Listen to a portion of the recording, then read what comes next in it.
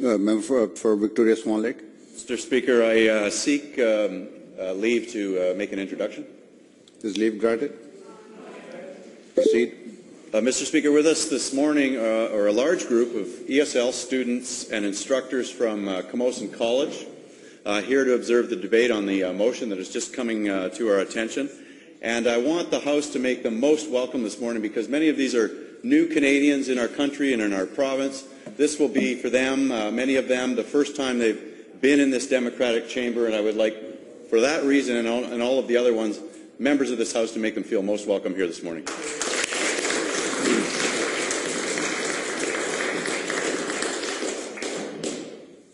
Honourable members, unanimous consent of the House is required to proceed with motion number 10 without disturbing the priorities of the motion, proceeding it on the order paper.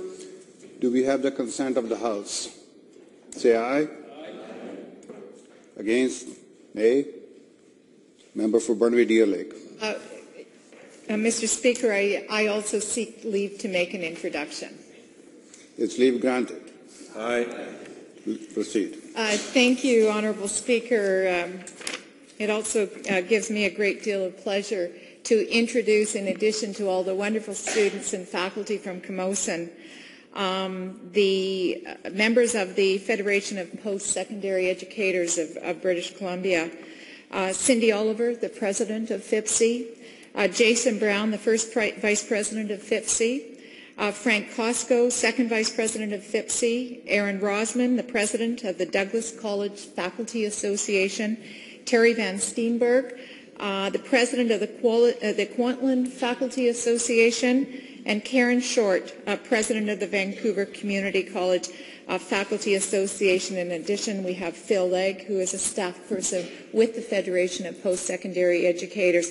They're all over here as well because they want to impress upon all of us in the legislature how important it is that we continue to support English language learning programs in British Columbia. So they have brought senior people from across British Columbia and from their association here to see the debate today. So I hope you will also make all of them feel very, very welcome.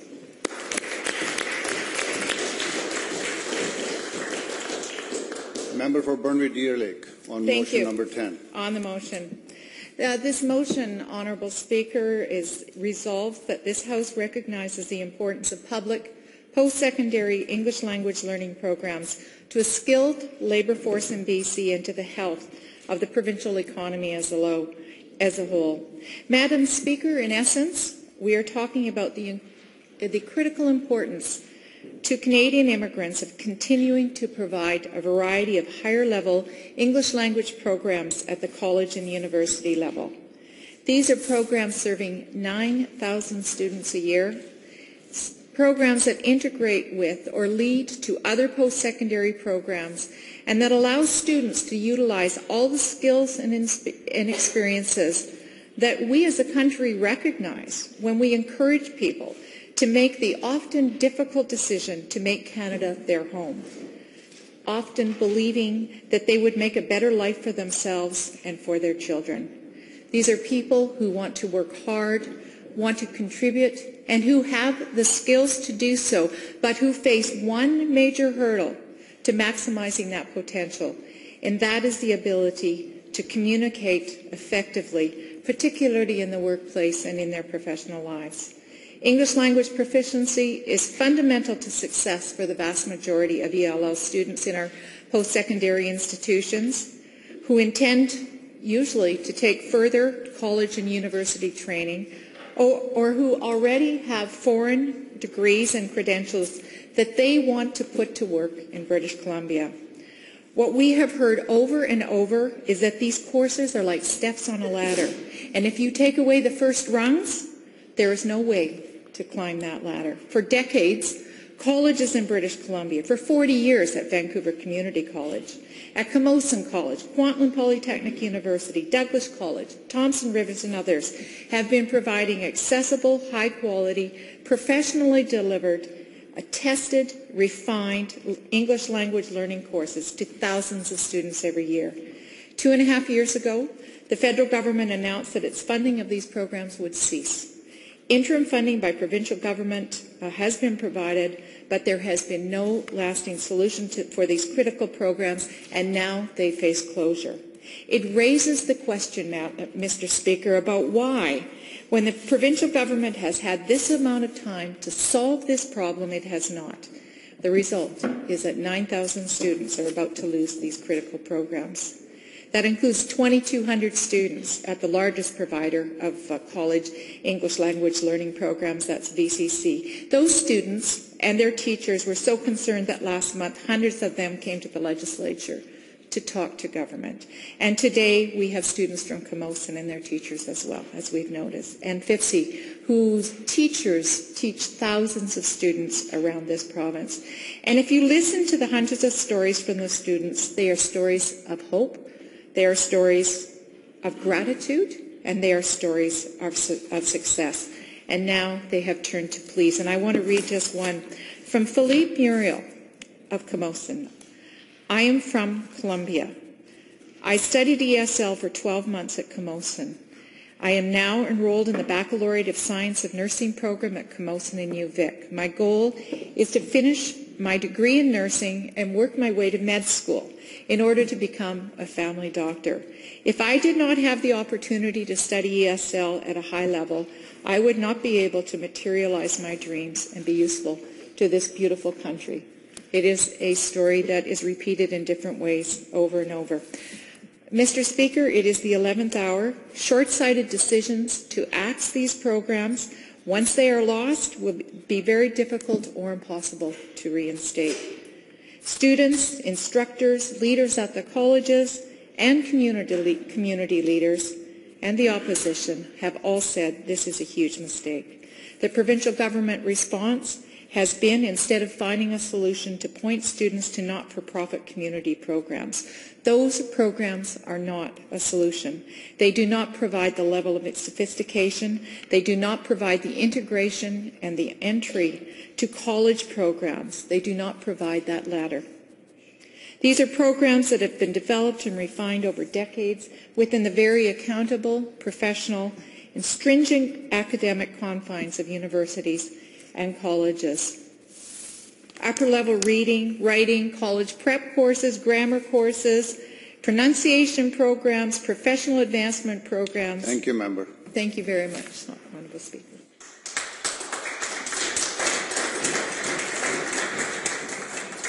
Recognizing Member for Burnaby North.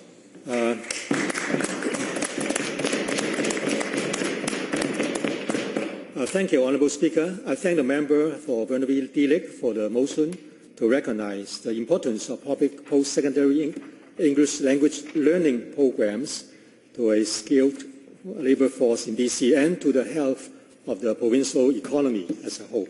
I believe our government has long recognized that a skilled labour force is extremely important to the health of this provincial economy as a whole.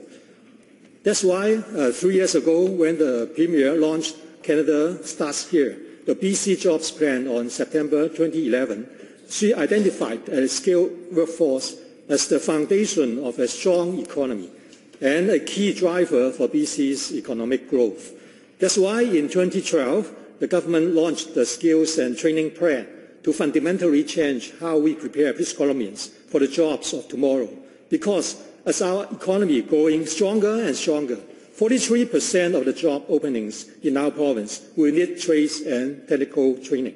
That's why we have the Ministry of Jobs, Tourism and Skills Training, with the Minister tirelessly working to promote skills training.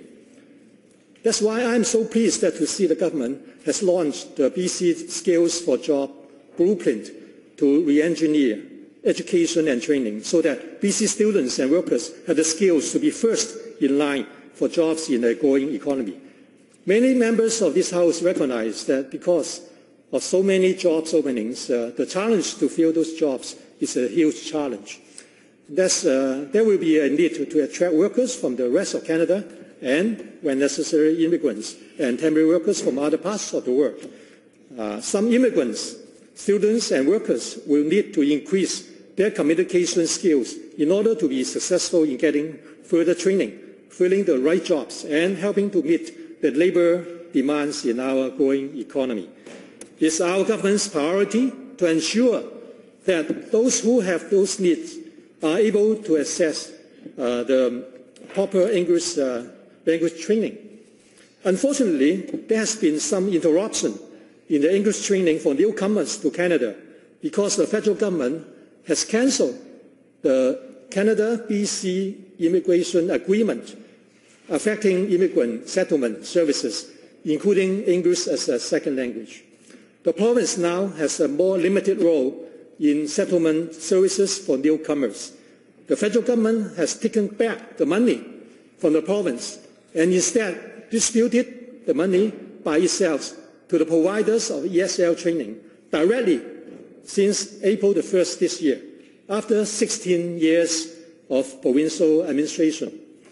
My understanding is that our provincial government has worked with public post-secondary institutions since learning in April 2012 of the federal government's plan.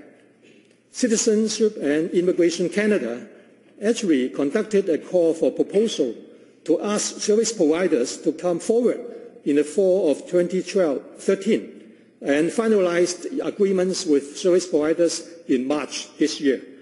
The fact is that the majority of service providers previously funded by BC received contribution agreements from CIC, and small numbers of service providers were not successful in getting the fund. Our government expressed disappointment with the federal government's decision, and the ministers repeatedly make it clear that we preferred the previous funding model to remain in place. Former Minister Pat Bell, in a letter to the Minister of Citizenship, Immigration and Multiculturalism, Jason Kenney, on July 10, 2012, stated, I quote, I'm writing in response to your letter of April 12, 2012, in which you communicated that Citizenship and Immigration Canada will resume responsibilities for the design, delivery, and administration of the immigrant settlement services in British Columbia in April 2014. I am disappointed with this decision, as British Columbia has successfully delivered groundbreaking and internationally recognized programming for over 10 years, recognizing the need for local responsive settlement services, unquote.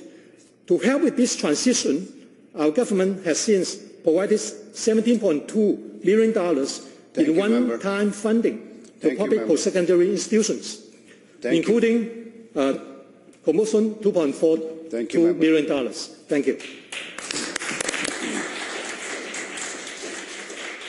Member for Surrey Newton.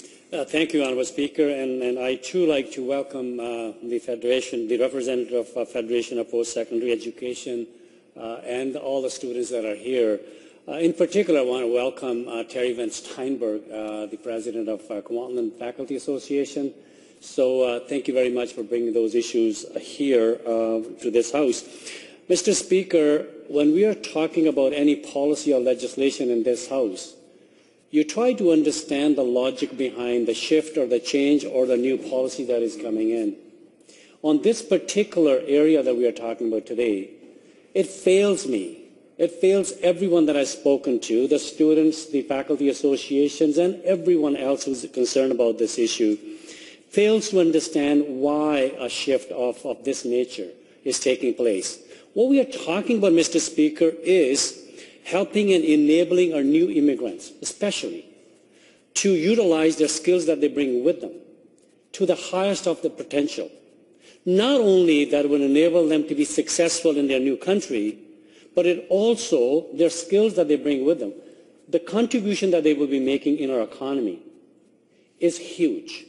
When we cut these kind of programs, Mr. Speaker, not only we are telling them you're on your own, and many of them will fail in their destiny to become the most productive citizen of this province, but we also are failing our economy as a province, Mr. Speaker, because we're not able to utilize their skills. This is the program that they need, many of them, to upgrade their English language so that their credentials can be recognized later, and then they are working in their own field. And many of them also need to upgrade the English language so that they could move on to the new careers here in this province, Mr. Speaker. At Kwantlen, Mr. Speaker, we have 300,000 immigrants who live in the South Fraser region, including 30% of the BC's recent immigrants. And for almost all recent immigrants, English is not their mother language, Mr. Speaker. So this is a huge issue for our area, south of the Fraser. Mr. Speaker, economist after economist, never mind just the people or the legislator that are talking about, Toronto Dominion Bank, their report clearly shows the economic well-being of recently arrived immigrants has declined over the past quarter century. One of the problems is Canada's poor recognition of the foreign education and credentials, but the other is a poor literacy rate among immigrants in either of Canada's two national languages. The report found, Mr. Speaker, that 60% of the both new and established immigrants had literacy rates below desired level as defined by the OECD. Canada depends on immigrants, Mr. Speaker. It goes on to say, to buoy its increasingly aging workforce. It's almost a necessity for us, Mr. Speaker, and I don't know why this government doesn't get that. That's why Jeff Dean, of the co-chair of academic and career preparation at Kwantlen Polytechnic University and college-level math instructor at the institution, said it's baffling why Kwantlen and this government would cut English academic literacy classes for immigrants. Mr. Speaker, there's a very good write-up by Katie Heaslip in the TIE, and I recommend members of that side of the House read that. The effect that this policy is leaving on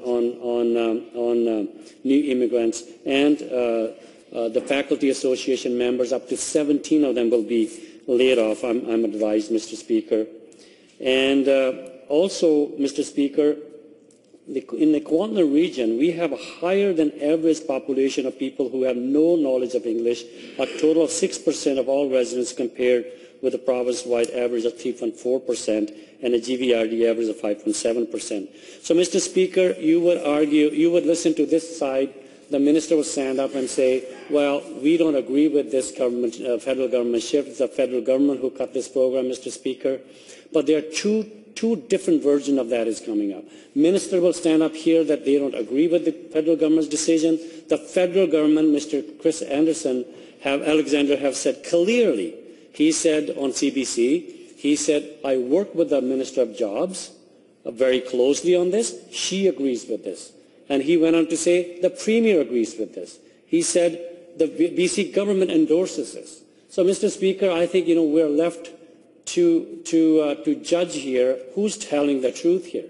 Minister is saying that it's not them. Thank you, member. But the federal government saying we have done it in conjunction and endorsement of this government. Thanks, member. Thank you very much. Member for Abbotsford Mission.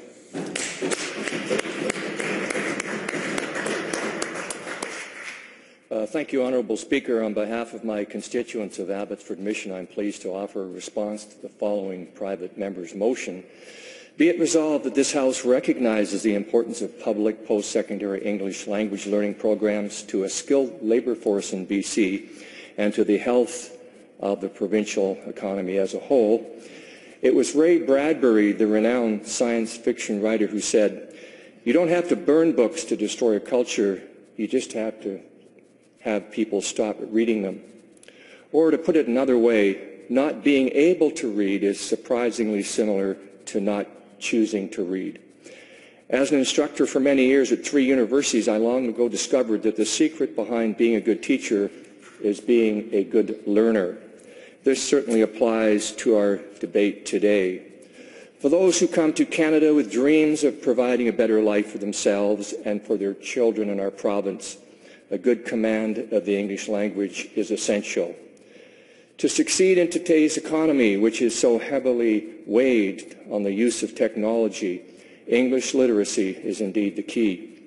Therefore, the public must have access to English language learning programs. So it is with much disappointment that we learned in April 2012 that the federal government planned to cancel a section of the Canadian BC Immigration Agreement, which included ESL. Consequently, the province has a more limited role in settlement services after the federal government assumed responsibility for most newcomers in BC as of April 1st, 2014.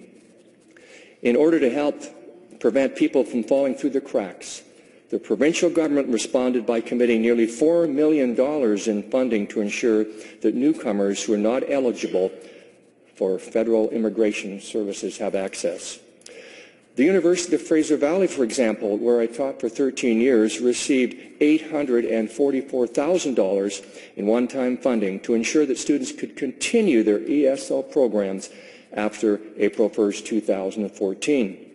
Furthermore, the government is committed to developing a long-term strategy for the delivery of ESL to mitigate the impact on students.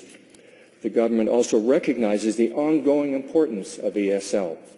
According to the 2013 BC Developmental Student Outcomes Survey of former ESL students at post-secondary institutions, the statistics are very good. 96% said that their ESL courses helped them achieve their most important goal, which could have been English language in daily life, improving their employment situation, and many others.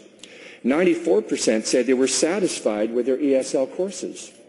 92% of those who took further studies said they were very well or somewhat prepared by these courses.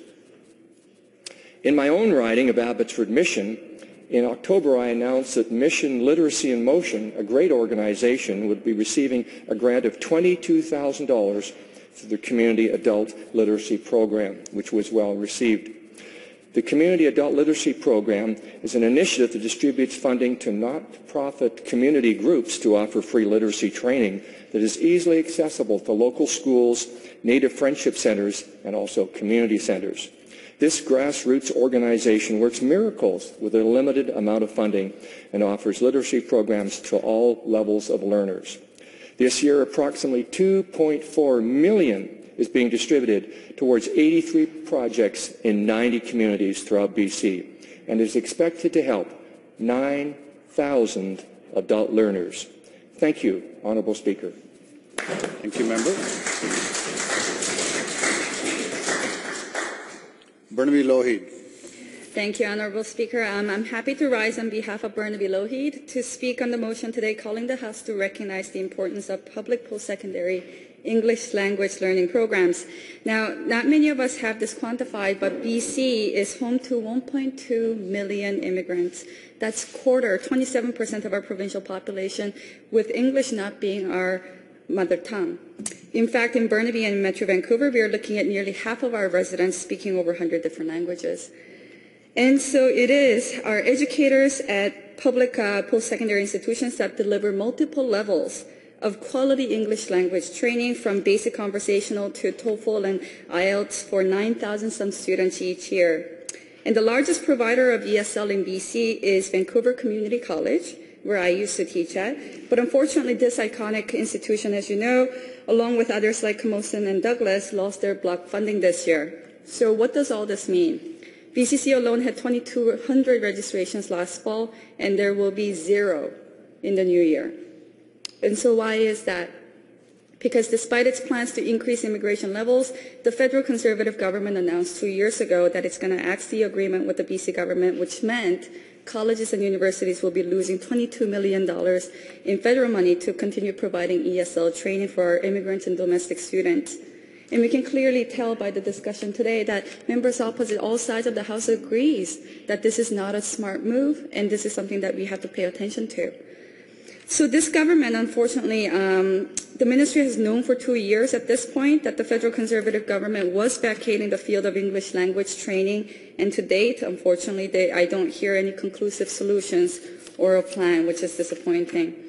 Karen Short, my former colleague and the current president of the BCC Faculty Association, who is in the House today, said that she was finally granted a meeting with the minister only after showing up in the front lawn of the Legislative Assembly last month with over 300 students and faculty. And that was after almost a year of trying to get that meeting. And she said she left the meeting even more frustrated, unfortunately. And I quote, she says, "There's no plan for the 2,300 students who will have nowhere to go on January 2nd. And she further went on to address the crowd on the legislature lawn saying, and I quote, "I hear the ministry saying we can't afford to fund the ESL, and I say you can't afford not to." And I agree with Karen, because this government's inaction, unfortunately, is effectively abandoning our struggling citizens this winter over just $22 million. Now, I know that sounds like a hefty sum for an average working family, but let's put that in perspective here, because I have seen this government spend that kind of money on advertising. And there seems to be money for some British Columbians, like Mr. Ben Stewart, who's getting $2,400 allowance for his Chinese lessons. Yet for 9,000 English learners in this province who are eager to fill the jobs in BC are told that there's apparently not enough money. And I can't buy that. The ministry states that ESL students can still take these courses through nonprofit organizations, but I don't understand how the minister seems unaware that the community and settlement agency programs, as excellent as they are, for one, they're not available to Canadian citizens as per CIC guidelines. For two, they already have long wait lists. For three, they cannot provide the access to academic services and facilities as in the case with the colleges. And lastly, they're not set up to provide the same academic pathways for students to transition from language courses to academic and career-oriented programs. So, Honorable Speaker, investing in our immigrants is not a one-sided contribution. New and settling immigrants, including many of my former students at BCIT and BCC, and like my own mom and dad, depended on the accessibility to these language courses in their bid to make a better life for themselves and for those around them. These are valuable members of our province who have the right to be empowered, not further challenged by the inaction of this government. So, Honorable Speaker, I say that this is not a matter of affordability. This is a matter of priority. So by investing in English language learning, we will be providing the professionals that we attract from around the globe, like my parents who made BC their home, the opportunity they deserve to settle and thrive in our province. They have so much to offer and to contribute to our economy and society, because BC is a province that's built by the immigrants. So if this government, indeed, if it says that it believes in jobs and training, it is time for the government to recommit to its mandate for the 1.2 million immigrants in BC by fully restoring the funding for ELL Thank you, training. Member. Thank you. Member for Chilliwack. Thank you so much, Honourable Speaker. And on behalf of my constituents of Chilliwack, I'm pleased to respond to the following private member's motion. Be it resolved that this House recognizes the importance of public post-secondary English language learning programs to a skilled labour force in BC and to the health of the provincial economy as a whole.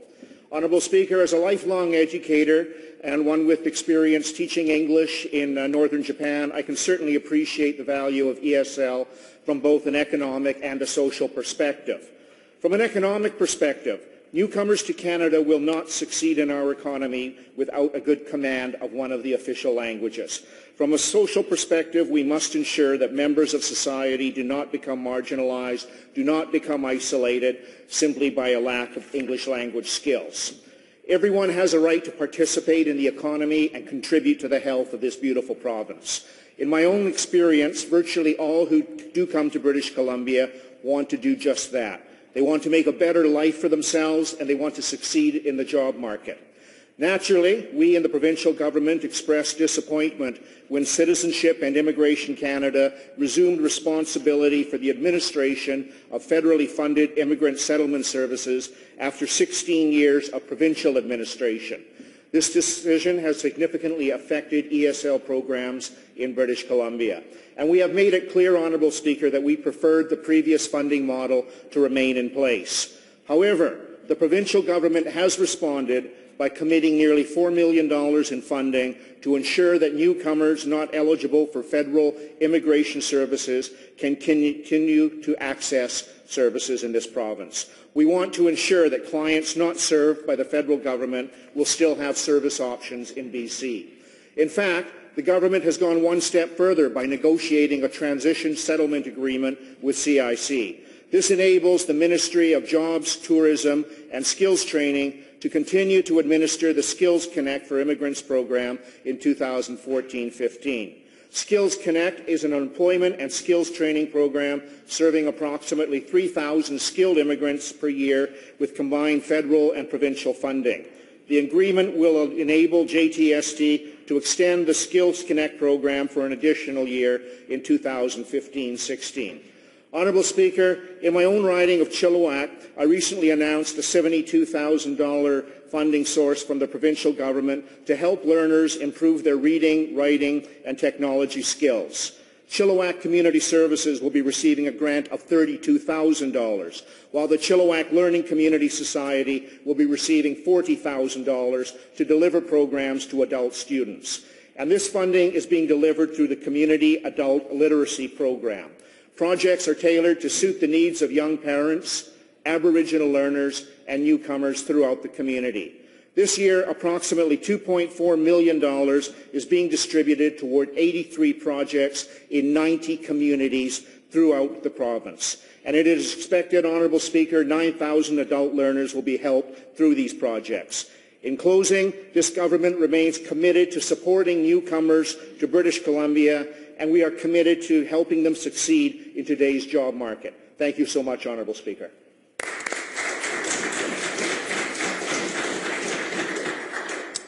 Member for Victoria Swan Lake. Thank you, Mr. Speaker. And I appreciate the motion this morning because it is something that deals with something in people's lives that is current and real and could negatively impact the lives of new Canadians who are trying to make a contribution to British Columbia.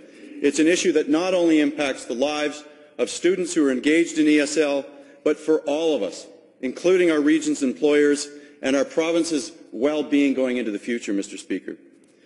Make no mistake, the elimination of high-quality ESL language instruction also risks reducing the social cohesion and our well-being as a multicultural society, where opportunities are shared, where citizenship has power and meaning, and where we do well by those who take a chance on Canada as immigrants in a highly complex and interdependent economy.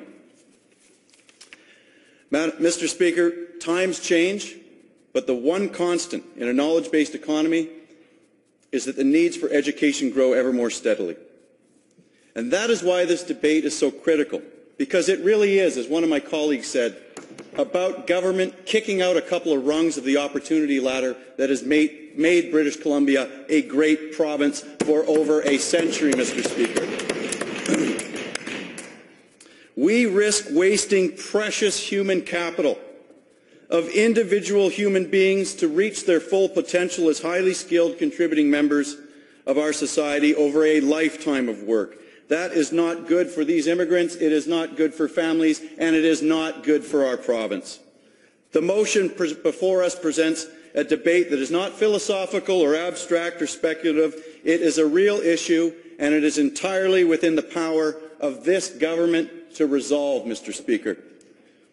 There's no good reason that we have heard why the province of British Columbia is abandoning high-quality, college-provided English language learning programs. So let's hear it from the members opposite. Because to date, there has only been a series of feeble evasions and excuses from the Minister of Advanced Education, and that's not good enough. This, Mr. Speaker, is the triumph of bad politics over good public policy that has proven its worth over decades. The performance reviews of these ESL programs are excellent. The role they play in developing our labour force are proven, as is the connection to employment and a return to the province's treasury through higher incomes and taxes over the lifetime of these immigrants. This $22 million cut to BC's ESL programs arrives at a time when we already know that the province and the federal government are failing recently arrived immigrants. We had a TD Bank study recently that concluded that 60% of new and established immigrants had literacy rates below the desired level established by the OECD. So we know the problem is large, Mr. Speaker, but here, when we have a bright spot in the province to celebrate an ESL system that actually works and is the best model for raising immigrant literacy rates and connecting them to higher education, this government seeks and oversees its dismantling. Let me speak about Camosun College in my region, which is a school with a long experience in ESL instruction. In 2013, 2014, ESL registrations totaled almost 1,200. There is huge demand, but soon these students will have potentially nowhere to go, Mr. Speaker. What Camosun offers is unique in this region. It is the only institution that offers intermediate or better language fluency that allows people to pursue higher education and skilled professions. And I have met and heard from students in my region, and I think of the electrician from China, an engineer from Libya, a nurse from El Salvador, all of these people working and contributing to our region here in Greater Victoria, paying taxes, who are grateful for what Camosun provided them. And I think of those who come after them who will not have those opportunities because what this government is doing is so short-sighted and so wrong, Mr. Speaker. So, the value, the expertise contained in this institution that has been built up over time could all be eliminated because right now we're in a transition, according to the Minister of Advanced Education. A transition to what, Mr. Speaker? A transition to the elimination of high-quality ESL programs in our community is not a transition at all. It's a massive hole being opened up for immigrant families who seek to do better in their lives in Canada, and it's unacceptable. So I say to the government of British Columbia, why do they continue to act like a passive spectator, watching the federal government dismantle the transfer funding system to British Columbia? It's time for the government to stop the evasions, the finger point and blaming. No one else can save ESL at our colleges but this government. It's time for them to do so, Mr. Speaker.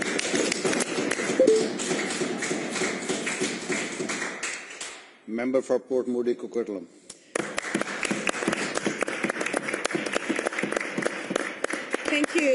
Thank you, Honourable Speaker. It's a pleasure for me to rise in the House today to respond to the concerns of the members opposite. Our government's priority is to ensure immigrants and students continue to access English language training to succeed, find jobs, and help the province meet labour market demands in a growing economy. We've worked with public post-secondary institutions since learning in April 2012 of the federal government's plans to cancel part of the Canada-BC immigration agreement affecting immigrant settlement services, including ESL. While our province now has a more limited role in settlement services after the federal government assumed responsibility for it for most newcomers in BC as of April 1st, 2014, we are disappointed with the federal government's decision, and we have repeatedly made it clear that we prefer the previous funding model to remain in place. Honourable Speaker, on July 10th of 2012, the Honourable former Minister Pat Bell sent a letter to Jason Kenney outlining his concerns. Since that time, the Minister of Advanced Education continues to strongly advocate for the Government of British Columbia's displeasure with the new model, and he's done this in several different press releases in December of 2013. We remain hopeful as our government continues to work with institutions on how they can keep ESL sustainable beyond 2014-15, and we will communicate any decisions once they are made. Honourable Speaker, I also note that last week when the recommendations of the Select Standing Committee on Finance were released, there is one recommendation there, recommendation number 32, that says to provide adequate funding to support provincially funded ESL programs delivered by BC post-secondary institutions and work with those institutions to develop a long-term and sustainable strategy for the delivery of ESL. Currently, under the Canada-BC Immigration Agreement, the federal government provided funding which the Ministry of Advanced Education distributed directly to public post-secondary institutions to deliver English language training. Under the agreement, public post-secondary institutions in BC delivered English language training tuition-free to 9,000 students in 2013-14. The province has committed nearly $4 million in funding to ensure that newcomers not eligible for federal immigration services can contribute to access services. This funding ensures BC's newcomers not eligible for the federal program continue to receive the high-quality settlement services as they integrate into workplaces and communities. 4 public post-secondary institutions have contracts with Citizenship and Immigration Canada to deliver English language training. They are Vancouver Community College, $9.4 million over 2 years, Douglas College, which is just next to my riding of Port Moody Coquitlam, $3.9 million over 2 years, North Island College, $400,000 over 2 years, and a minor contract to Northwest Community College. Honourable Speaker, I've been in repeated contact with an instructor from one of these institutions in regards to this issue. CIC also has contracts with community-based service providers and school districts to deliver English language training, now known as Language Instruction for New Canadians, or LINC, in about 80 communities throughout the province. The BC government continues to work with public post-secondary institutions to develop a long-term strategy for the delivery of ESL and mitigate the impacts on students. In total, the Ministry of Advanced Education, working with the Ministry of Jobs, Tourism and Skills Training and CIC, provided $17.2 million in one-time funding to public post-secondary institutions for ESL April 1st, 2014 to April 1st, 2015. The one-time transition funding has ensured students could continue in their ESL programs past April 1st, 2014. ESL training is also available for immigrants through not-for-profit and community organizations and some post-secondary institutions that have negotiated contracts directly with the federal government.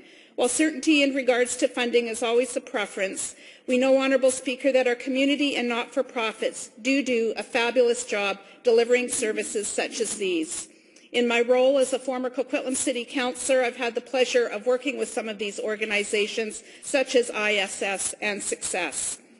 Thus, the federal government continues to fund English language classes for immigrants through non-profit agencies and public post-secondary institutions. According to the 2013 BC Developmental Student Outcomes Survey of former ESL students at public post-secondary institutions, 96% said their ESL courses helped them achieve their most important goal. Thank you, Member. Thank you. Thank you, Honourable Speaker.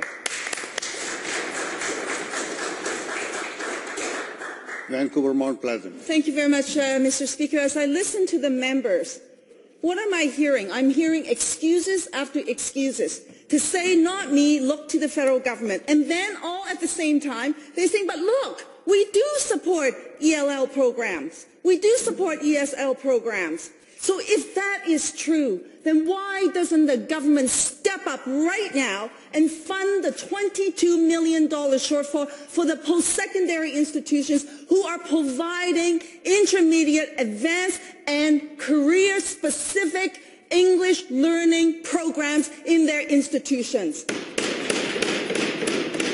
If you don't do that, Mr. Speaker, the truth of the matter is that these students that are sitting here today, some 50 of them, I believe from Camosun, the others, 8,950 across the province of British Columbia, will not get access to the program that they need to be successful independently in British Columbia. Immigrants come to this community. Why? Because they want a better alternative. They want to do better for themselves and for their families. And they need language training. I know that because I am a ESL student in the elementary school system. I know that because my family, my dad, went through VCC, Vancouver Community College, to get access to English, to get a job in his profession. I know that because I have friends who are in that system, and I know people who are in that system today. So how can we make a difference as a legislator? We have a choice before us. Stand up and, yes, not just say to the federal government that we're disappointed that you're going to do away with the funding. We kick their door down and say not good enough. And in the meantime, we say the province will step up. Alberta has done it, Ontario's done it, other provinces have done it. Why can't we? We're talking about $22 million to make it happen. Next year, members, least you think otherwise. Students will not have access to this program. That's 2,200 people from Vancouver Community College. They will be left out in the cold without access to the programs that they need to get the jobs to support themselves and their families. I heard the member from Burnaby North and the members from government say that we have a skilled labor shortage. Yes, we do.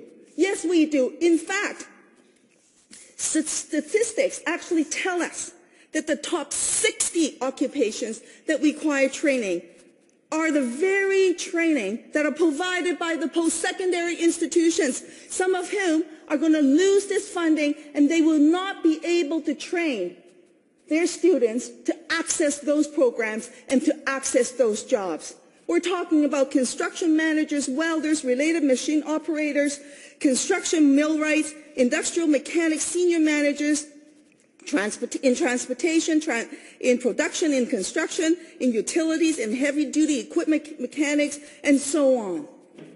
They could fill the labor skill shortage if they can access these programs, and we're not doing it. We're just saying, oh, gee, but we're just so disappointed. Well, as my good colleague, the member from Swan Lake, has said, don't be a passive spectator on this. Step up and do something. Challenge your government. The Committee for Finance traveled the province and heard from people across British Columbia. In fact, they put forward a recommendation to say that ESL should be funded. Now, when we say ESL should be funded, let us be clear about what that means. We're not just talking about the entry-level programming into ESL. We're not talking just about the LINK program that I know some member referred to and the Minister of Advanced Education has referred to that they're providing. Those are programs that should be provided as a first step. But the ladders of opportunities go beyond the first steps, and it has to go to the post-secondary institutions where people can get intermediate, advanced training, career-specific training, profession-specific training to move beyond this level. We have all seen it in our communities. We see people who are talented that should not be working in the fields that they are today. We know engineers who are working as cab drivers. We know people who are doctors, who are working in the agriculture industry. We should do better and fund the $22 million to end this disgrace right now. North Vancouver Seymour. Thank you, Mr. Speaker. Mr. Speaker, our government's priority is to ensure immigrants and students continue to access English language training to succeed, find jobs, and help the province meet the labour market demands in a growing economy. Our government has instituted the BC Jobs Plan and a complete re-engineering of our secondary and post-secondary institutions in order to provide training to match all the high-tech skilled jobs that will be available in our near future. In addition, we have worked with public post-secondary institutions since learning in April 2012 of the federal government's plans to cancel part of the Canadian BC immigration agreement affecting immigrant settlement services, including ESL. The province now has a more limited role, as we've heard, in settlement services after the federal government resumed responsibility for settlement services for most newcomers in BC as of April 1st, 2014. As has been mentioned before this morning in the debate, our government expresses disappointment with the federal government's decision, and we repeatedly made it clear that we preferred the previous funding model to remain in place. However, in contrast to the members opposite, we will not be kicking their door down, unquote. We prefer to work with other levels of government. We prefer to work with NGOs. We prefer to work with nonprofits to make these things happen. And even in the member of Vancouver, Mount Pleasant's own riding, there's Vancouver's Mount Pleasant Neighbourhood House. In my own riding, North Shore Multicultural Society and Success are other nonprofits that help to provide these services. Mr. Speaker, Citizen and Immigration Canada resumed responsibility. Members, please continue. Thank you, Madam Speaker. Citizen and Immigration Canada assumed responsibility for the administration of federally funded immigration settlement services on April 1st, 2014. after 16 years of provincial administration. Under the Canada-BC Immigration Agreement, the federal government had provided funding, which the Ministry of Advanced Education distributes directly to post-secondary institutions to deliver English language training. Now, effective September 1st, 2014, Citizen and Immigration Canada continues to fund English language programming through agreements with service delivery organizations such as not-for-profit organizations and post-secondary institutions. The province has committed nearly $4 million in funding to ensure that newcomers not eligible for federal immigration services get access to services in order to help them integrate into workplaces and communities.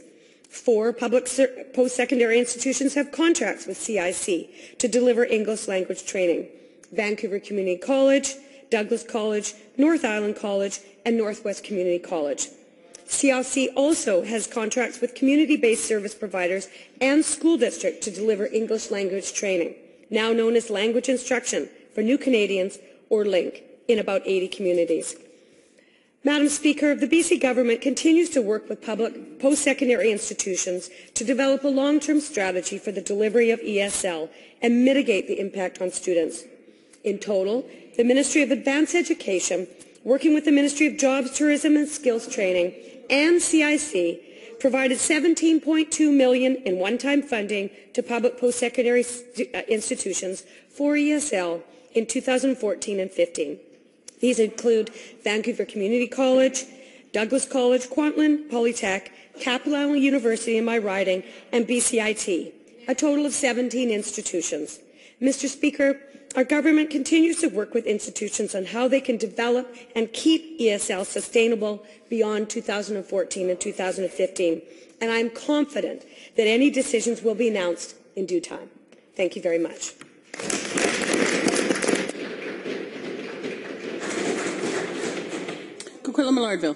Honourable Speaker, I am pleased to take my place in the debate to recognize the importance of public post-secondary English language learning programs to a skilled labour force in BC and to the health of the provincial economy as a whole. And I wanted to speak to this motion this morning because, Honourable Speaker, my great-grandparents came from Russia and Poland in 1920, speaking their respective languages, and Yiddish, the language of Eastern European Jews.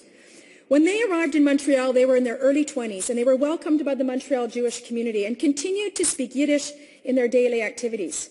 My great-grandfather eventually learned a tiny little bit of English, and my great-grandmother learned even less, making it difficult to get work outside of their own community.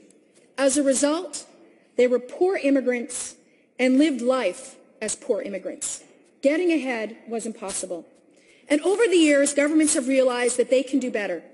There's been recognition that when a country is dependent on immigration, it's worthwhile to invest in the English language skill development of its new immigrants. It's understood that in order for new immigrants to participate fully in our communities, they need to be able to speak English or French if you're in Quebec. When new immigrants are conversant in the language of the land, they can engage with their child's school, talk with their neighbors, volunteer their skills and their talent in the community, and more importantly, they can fully participate in the economy. When new immigrants can fully participate in the economy, they have better health outcomes, their children have better educational outcomes, and the entire family has better social outcomes. In other words, English language training makes good economic sense. Not only can new immigrants with good English language skills get better jobs and pay more taxes, but they cost less to the social structures we have in place. All in all, a good investment. So here we are, almost 100 years after my great-grandparents came to Canada, and what are new immigrants facing? Where we once had a robust system of English language training, where a new immigrant in 2001 could attend a college ESL program that included lower-level community-based language programs, as well as higher-level academic English, English for special purposes, and skill-based training, we now have a system that has been decimated. Where British Columbia through the late 90s into the early 2000s received anywhere from $37 million to $47 million a year from the federal government to deliver and manage language training and job programs for newcomers, we have a federal government that decided it would prefer now to deliver its own programs in its own way, effectively eliminating funding for English language learning in our colleges and universities, well-established places of learning. And where has the BC Liberal government been on this issue? And this is the part, Honourable Speaker, that is perhaps most disappointing. They've really been nowhere.